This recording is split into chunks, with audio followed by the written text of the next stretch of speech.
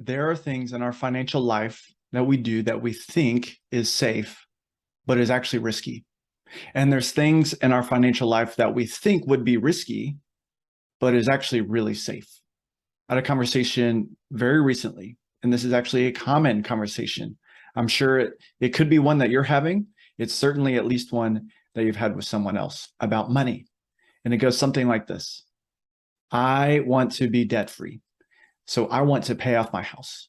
When I pay off my house, not only will I pay so much less interest, but I won't have a mortgage payment. And so I won't have to worry about that payment, and my financial life will be much simpler. Then I can go and accomplish my financial goals. And what I'm suggesting, and what I had in this conversation with a family very recently, was that if you pursue that, you're actually putting yourself at great risk. And in that conversation, I shared with them, well, there's three things that we could do. One of them is most risky. One of them is less risky. And one of them is actually pretty safe comparatively. And that's what I want to share with you, because if you are having this conversation, or if you have this goal, we have to evaluate. We have to be smarter with money so that we don't inevitably turn ourselves into a high position of risk. And at the very least, we don't want ourselves thinking of something as safe when we're actually at great risk, right? So here they are. Here's the three things that I shared with this couple. You can, one, do what you want. You can pay off the mortgage, but if you do that, you're going to give your cash that you have and you're going to pay off the mortgage. So if you do this, you'll have no debt, no cash. And that's actually really risky. You can keep the mortgage and you can build up access to cash. You can have access to cash. That's less risky.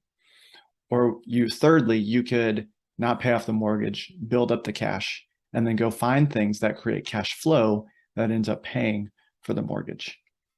And ultimately, the goal that they said is they want to be debt-free, right? The objective behind number one, no debt, no cash, is, well, I want to be debt-free. But the thing is, we don't really want to be debt-free. If we really stopped and thought about it, that's not what we really want. Really, we just want to be free. It's not debt. We just want to be free. And how can we accomplish that with less risk? And so that's what I was sharing with them. And so if I could put this on a sliding scale, right, between very risky and very safe, pardon my terrible handwriting, we would have to put over here no cash, no debt as the most risky. And why do I say that? This couple's goal is to have no mortgage payment, right? But the thing is, it's not that the lack of debt gives us safety. It's really that the lack of cash puts us in a great position of risk, because life happens, right?